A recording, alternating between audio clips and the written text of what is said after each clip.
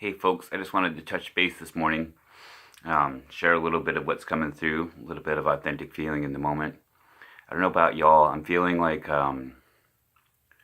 more driven than ever to step into my authentic expression, but kind of light and fragile in a way, like we're in new territory, and it's like tread softly, treat everything with love and gentleness, especially yourselves right now, because we're in a state of growth and it feels like fresh, new, raw territory. A lot of people went through big emotional releases this last week. I know I did. Um, the thing I first thought about sharing on this morning was this idea of the origins of language. I don't know if I'm using the right word. The etymology of language. The source of certain words, or what I would have called it back in the day would have been the syntax of language.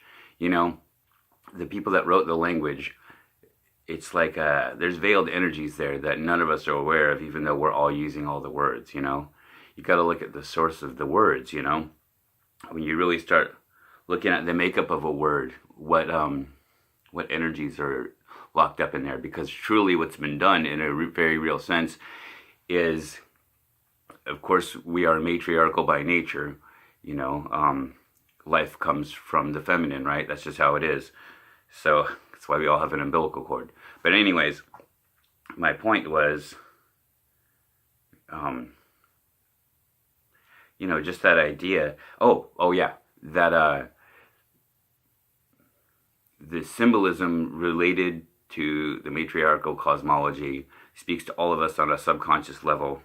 They've made our languages out of it and associated certain images with certain matriarchal symbolisms to demonize the divine feminine. Like a very blatant example of that, of course, would be the story of Adam and Eve in the Garden of Eden. It's like the Garden of Eden, she's eating an apple, and that's what's best for us to eat. And they flipped it and told us that was the wrong thing to do. The exact opposite is the reason for all this chaos and violence in the world and lack of compassion and stuff. No. That's patriarchal. Very patriarchal indeed. Which brings to the point what I meant to talk about this morning. The word authority. All of a sudden it hit me in the moment. This is how the things goes when you start looking at things from a different point of view. The word authority, what's the root word? Author, right? So when you're giving somebody authority, or when you're acquiescing to somebody else's authority, you're giving them the permission to write your story for you. We are all meant to be authors of our own story. When you're standing in your sovereignty and being the author of your own story, you're being authentic. You see, yeah, authority, author, authentic, which reminded me of writing the story of the entity that you are. Author, entity. And it's like you create your own world. Authenticity, right? Author, this entity's city. That's what but you can play with language like that and imbue it with meaning. It sounds kind of silly, but no, it's got the energy of that right there in it, right?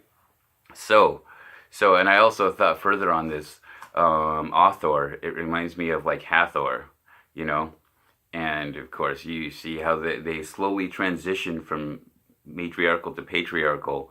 So whose name is in Hathor's name, in the word author? Horus. But it also reminded me of that kind of energy, Hathor and Horus, You